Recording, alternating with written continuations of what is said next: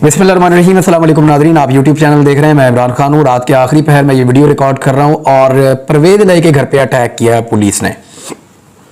Anti corruption साथ थी, वो उन्हें गिरफ्तार करना चाहते थे और परवेज़ इलाही का, चौधरी शुजात हुसैन का और ये कुछ चंद घर एक साथ हैं ज़फरदारी रोड के ऊपर FC कॉलेज के सामने लाहौर में। यहाँ पे ये घर मौजूद हैं और ये लाइन के साथ इनके घर हैं। और जब परवेज़ मुशर्रफ का दौर था तो इनके घर के बाहर अक्सर पुलिस की गाड़ियां खड़ी रहती थी। ये लोग अक्सर इक़्तिदार में ही रहते हैं। PMLN के दौरे हुकूमत में ये इक़्तिदार में नहीं थे और उस वक्त हालात इनके इतने अच्छे नहीं थे, वरना नॉर्मली चौधरी ख़ानदान किसी न किसी सूरत में इक़्तिदार का हिस्सा रहा है। माजी में बड़े लंबे अरसे तक ये इक़्तिदार के साथ रहे हैं, तो ये घर कासे मकबूल हैं लाहौर में। यहाँ पे परवेज़ इलाही साहब के ऊपर अटैक किया गया है। परवेज़ इलाही साहब ने ज़मानतें हासिल कर ली थी और उनकी खबरें पाकिस्तान के मीडिया पर चल गई थी। पाकिस्तान के मीडिया ने बाकायदा जो प्रिंट मीडिया है या जो सोशल मीडिया है या इलेक्ट्रॉनिक मीडिया है, हर जगह पे पता चल गया था कि परवेज़ इलाही साहब की ज़मानतें हो गई हैं और अब उनकी गिरफ्तारी नहीं होगी इन मुकदमात में। और उनके पास मई के आगाज़ तक के लिए उनके पास ज़मानतें थी। एग्जैक्टली मुझे डेट याद नहीं है, लेकिन उनके पास ज़मानतें मौजूद थी। लेकिन उसके बावजूद पुलिस ने उनके ऊपर अटैक कर दिया, उनको गिरफ्तार करने की कोशिश की गई और ये लाहौर के अंदर महकमा एंटी करप्शन ने पुलिस की मदद से एक छापा मारा है। बहुत बड़ी तादाद में पुलिस को वहां पे लाया गया। पहले दरवाजे खटखटाए गए। वहां पे जो परवेज़ इलाही साहब की लीगल टीम मौजूद थी, उन्होंने पुलिस को बताया कि उनके पास जमानतें हैं, सुबह तक तहरीरी हुक्मनामा अदालत का आ जाएगा, वो भी आपके सामने रख देंगे। लेकिन अदालतों ने जमानतें दे दी हैं और कारकुन भी वहां पे आ गए और कारकुनों ने भी नारेबाजी की और पुलिस की बहुत भारी नफरी वहां पे आ गई। उन्होंने परवेज़ इलाही साहब के घर का घेराव कर लिया। परवेज़ इलाही साहब की रिहाइशगाह के अंदर से मरकजी जो गेट है उनके घर का, उसको बंद कर दिया गया उनके मुलाजमों की जानिब से और अंदर से पुलिस पर उन्होंने पानी फेंका। ये सिर्फ एक इल्जाम उन पर लगाया जा रहा है। जबकि दूसरी जानिब पुलिस ने फिर दरवाजा तोड़ने की कार्रवाई शुरू की। काफी देर तक वो दरवाजा तोड़ते रहे और जब दरवाजा नहीं टूटा तो फिर उसके बाद हमने देखा वहां पे गेट के पास आग लगी हुई थी। इसके लिए कोई फुटेज पेश नहीं की गई, लेकिन यह बताया गया कि ये आग पुलिस अपने साथ लाई थी और उन्होंने वहां पे कोई चीज फेंकी है जिससे ये आग लगी है। बहरहाल पुलिस ने इल्जाम लगाया कि पेट्रोल बम मारे अंदर से। तो जो लोग चौधरी परवेज़ इलाही को जानते हैं उनको आइडिया है कि वो कितने पेट्रोल बम यहाँ पे लाहौर में मार सकते हैं। हुआ ये कि परवेज़ इलाही साहब के घर के दरवाजे को तोड़ने के लिए फिर बख्तरबंद गाड़ी का इस्तेमाल किया गया। बख्तरबंद गाड़ी के साथ उनके दरवाजे को ठोकरें मारी गई और बिलाखिर परवेज़ इलाही साहब के घर का दरवाजा तोड़ दिया गया। साथ जो है वो चौधरी शुजात हुसैन साहब का घर है, उनका दरवाजा है और इनके तमाम घरों के अंदर जो है वो रस्ते हैं, बीच बीच में वो अंदर से अंदर इनके रस्ते हैं। तो ये इकट्ठे ही घर हैं सारे। तो परवेज़ इलाही साहब के घर के अंदर पुलिस दाखिल हो गई। वहां पे खवातीन मौजूद थी, घर के अंदर मुलाजमीन मौजूद थे। 11 लोगों को गिरफ्तार किया, खातून समेत। घर की खवातीन पहली मरतबा हमने देखी है परवेज़ इलाही साहब के घर की। इससे पहले वो लोग कभी मीडिया के अंदर नहीं आए। खवातीन चिल्ला रही थी, चीख रही थी और वो पुलिस को कह रही थी कि जाओ यहां से, क्यों हमारे घर पे आधी रात को छापा मार रहे हो। परवेज़ इलाही साहब की आपको बताया तो है कि जमानत हो गई है। तो पुलिस ने कहा जी नहीं, एक मुकदमा ऐसा है जिसमें जमानत नहीं हुई या ये जमानत नहीं मानते, हम गिरफ्तार करके उनको लेकर जाएंगे। तो परवेज़ इलाही साहब मिले नहीं, वहां पे मौके के ऊपर मौजूद नहीं थे। पुलिस को यह शक गुजरा कि वो क्रॉस करके चौधरी शुजात हुसैन साहब वाले घर में चले गए। तो उसके बाद पुलिस ने वहां पे भी जोर लगाना शुरू किया। अब वहां पे तो चौधरी शुजात हुसैन साहब जो हैं वो तो वफाकी हुकूमत का हिस्सा है और उनका बेटा सालिक हुसैन जो है वो वफाकी वजीर है। वो आ गया, उसने पुलिस को रोकने की कोशिश की मगर पुलिस बज़िद थी। उन्होंने कहा नहीं जी, परवेज़ इलाही इधर ही है, हमने परवेज़ इलाही को पकड़ना है। तो यहां पे काफी देर तक तमाशा लगा रहा। कारकुन भी जमा हो गए, पुलिस भी जमा हो गई और दरवाजे घर के भी तोड़े गए, सामान भी तोड़ फोड़ किया गया। तो ये परवेज़ इलाही साहब का घर भी तोड़ दिया। इससे पहले आपने देखा था कि इमरान खान साहब के घर की दीवारें तोड़ दी, दरवाजे तोड़ दिए, गेट उखाड़ के फेंक दिया, उनके घर के अंदर दाखिल हो गए, अंदर जाके तोड़ फोड़ की, उनके घर का पुराना और नया सामान जो है उसको ज़ाया किया गया। फिर वहां से तलाशियां ली गई। फिर कारकुनों के ऊपर, कारकुन तो नहीं थे, घर के मुलाजमीन थे, उनके ऊपर बड़ा बदतरीन टॉर्चर किया गया, उनको गिरफ्तार कर लिया गया, हरासा किया गया। तो यही सारा कुछ इस तरह से मिलती जुलती कार्रवाई हमने परवेज़ इलाही के घर पे भी देखी है। इंटेंसिटी वो नहीं थी जो इमरान खान साहब के घर के ऊपर हमला हुआ था, लेकिन परवेज़ इलाही के घर के ऊपर जो हमला हुआ है इस बारे में एक बड़ी तशवीशनाक बात इसलिए भी है कि परवेज़ इलाही वो आदमी है, जब शहबाज शरीफ और नवाज शरीफ परवेज़ मुशर्रफ से डील करके पाकिस्तान से बाहर भाग गए थे तो ये गारंटी के तौर पे अपना एक बच्चा हमजा शहबाज पाकिस्तान में छोड़ गए थे। परवेज इलाही ने हमजा शहबाज को यहां पे शहजादों की तरह रखा और किसी किस्म की तकलीफ हमजा शहबाज को नहीं होने दी। अगर कभी आप हमजा शहबाज से मिलें तो उससे पूछें कि उस दौर में परवेज इलाही ने हमजा शहबाज के कितने काम करवाए थे। बहुत सारे लोग इस बात के गवाह हैं कि हमजा शहबाज की परवेज इलाही से मुलाकात भी हो जाया करती थी और हमजा शहबाज का कोई काम नहीं रुकता था। हमजा शहबाज को किसी किस्म की तकलीफ परवेज इलाही ने उन सालों में, जब शरीफ खानदान अपनी मर्जी से डील करके पाकिस्तान से भाग गया था जद्दा और वहां से इंग्लैंड चला गया था, तो परवेज इलाही ने हमजा शहबाज को कोई तकलीफ नहीं होने दी थी। ये तारीख का हिस्सा है और सब इसको जानते हैं। अभी हाल ही में जब शहबाज शरीफ और हमजा शहबाज गिरफ्तार हुए तो हमजा शहबाज के पास एक टाइटल था कि वो अपोजिशन लीडर थे पंजाब में, और परवेज इलाही साहब ने स्पीकर के तौर पे हमजा शहबाज साहब को बहुत फैसिलिटेट किया, बहुत ज्यादा। यानी स्पीकर के बाद ये इख्तियार होता है कि वो आपको ऑर्डर जारी करके बुलवा लेता है जेल से, या ऑर्डर जारी करके बुलवा लेता है नैब से, हिरासत में से। तो वो परवेज इलाही साहब ने बड़ी मदद की हमजा शहबाज की, जिसके लिए परवेज इलाही साहब का ये लोग बार बार शुक्रिया भी अदा करते रहे। तो जितना अरसा शरीफ खानदान जिला वतन रहा, परवेज इलाही ने इनके घरों पे हमला नहीं किया, इनके दरवाजे नहीं तोड़े, इनकी इमलाक को नुकसान नहीं पहुंचाया, इनकी चीजें इनसे छीनी नहीं, बल्कि जब ये पाकिस्तान वापस आए तो परवेज इलाही वजीर आला थे, उन्होंने इनकी प्रॉपर्टीज इनको वापस की। और जब शरीफ खानदान के वालिद का इंतकाल हुआ, मियाँ शरीफ का, तो परवेज इलाही साहब ने बहुत फैसिलिटेट किया था बतौर वजीर आला पंजाब उस वक्त, जब यहाँ पे तदफीन होना थी, जब यहाँ पे सारे इंतजामात होना थे, तो हर किस्म की फैसिलिटेशन परवेज इलाही साहब ने दी थी। अच्छा, परवेज इलाही के बारे में, उनके करप्शन के मामलों के बारे में, उनके केसेस के बारे में, उनके हुक्मरानी के तरीक़ाकार के बारे में आप 100 इख्तिलाफात करें, लेकिन आप ये नहीं कह सकते कि वो रवादारी उनके अंदर नहीं है, या आप ये नहीं कह सकते कि वो लोगों का ख्याल नहीं रखते। तो उन्होंने हमेशा बहुत ख्याल रखा है, लेकिन आज उसी परवेज इलाही के साथ ठीक ठाक बदतमीजी हुई है और बहुत बुरी सूरत पैदा की गई। उनके घर का चादर और चारदीवारी का तकद्दुस पामाल किया गया। चौधरी शुजात हुसैन साहब को आज सोचना पड़ेगा और उनको इस बात का जरूर अफसोस होना चाहिए कि उन्होंने किस हुकूमत का साथ दिया।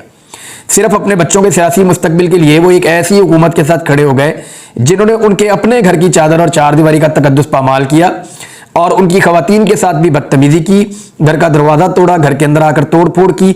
और चौधरी फैमिली के साथ कभी भी ऐसा नहीं हुआ। लेकिन क्योंकि मोहसिन नकवी जो है वो वज़ीर आला पंजाब हैं, उनकी एक परवेज इलाही साहब के साथ दुश्मनी भी है और दूसरी जानिब एक मुज़ाकरात चल रहे हैं पाकिस्तान तहरीक इंसाफ के और पीडीएम की हुकूमत के। ये जो मुज़ाकरात चल रहे हैं, ये अगर कामयाब होते हैं तो इनके अंदर से इलेक्शन निकलेगा। अगर ये नाकाम होते हैं तो इसका मुद्दा फिर किस पे डालना है? क्या इसका मुद्दा इमरान खान पे डालना है या ये मुद्दा पीडीएम के ऊपर डलेगा?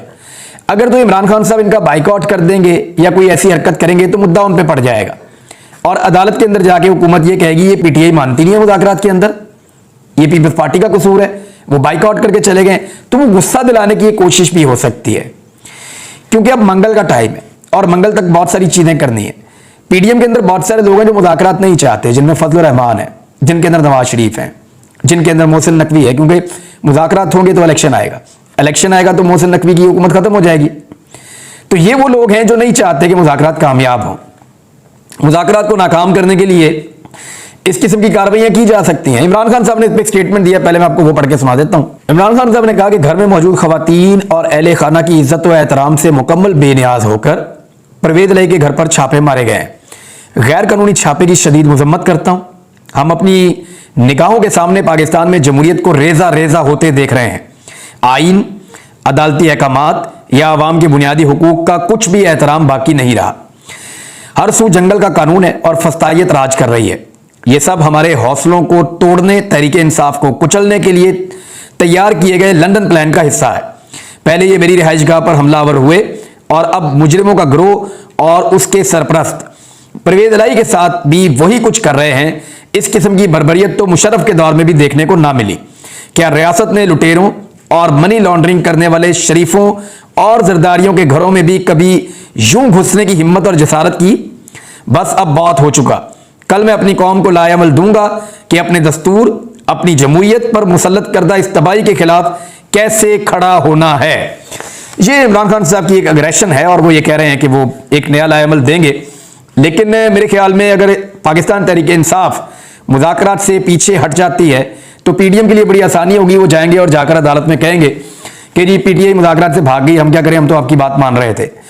लेकिन अगर पाकिस्तान तहरीक इंसाफ मुज़ाकरात को भी साथ जारी रखती है और साथ में इन चीज़ों को एक्सपोज भी करती है, तो ऐसी सूरत में पीडीएम के पास मुज़ाकरात से या तो उनको भागना पड़ेगा। देखें, नवाज शरीफ का बयान ले लें आप, जावेद लतीफ़ का बयान ले लें आप, बहुत सारे और लोग हैं उनके बयान आप ले लें, ख़ास तौर पे आप बयान ले लें एक जो ख्वाजा आसिफ साहब का कल बयान आया, तो वो तो चाह रहे हैं कि मुज़ाकरात ना हो और इसका नतीजा ना निकले।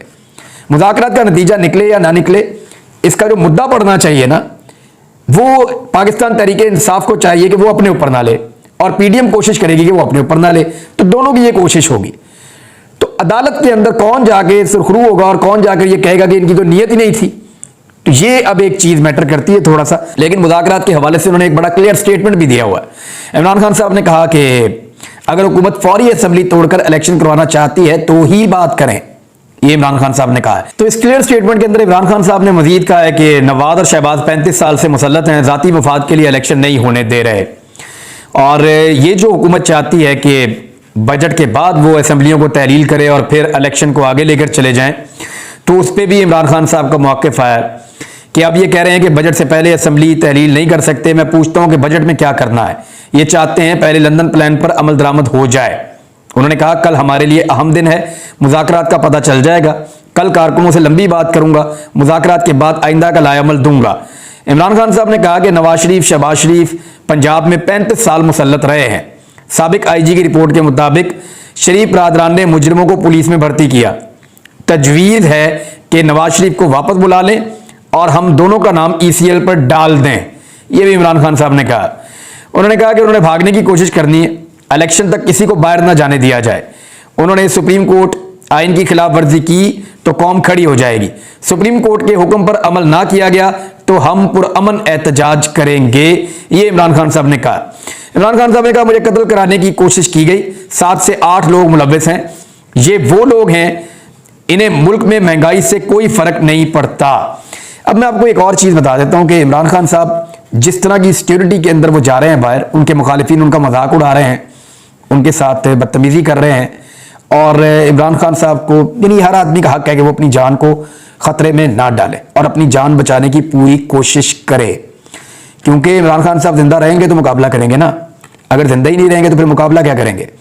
उनको अपने मुखालिफिन को शिकस्त देने के लिए जिंदा रहना पड़ेगा और उसके लिए उन्हें कोई भी इकदाम लेने पड़े, वो किसी किस्म की तनकीद का सामना कर सकते हैं और उसकी परवाह किए बगैर उन्हें चाहिए कि वो इकदाम लें, क्योंकि इस वक्त रियासत उनकी हिफाजत की जिम्मेदारी नहीं उठा रही।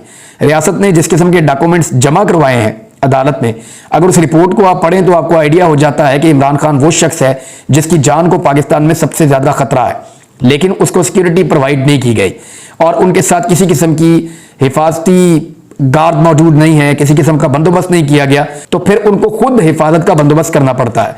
एक तरफ कहा जा रहा है कि इमरान खान को दुश्मन मुल्क की एजेंसियां निशाना बना सकती हैं, कभी कहा जाता है कि मजहबी जनूनी मार सकता है, और इमरान खान साहब का यह मानना है कि उनको सिस्टम के अंदर से मारने की कोशिश की जाती है, और अब भी अगर कोशिश की गई तो सिस्टम के अंदर से उनको मारने की कोशिश की जाएगी।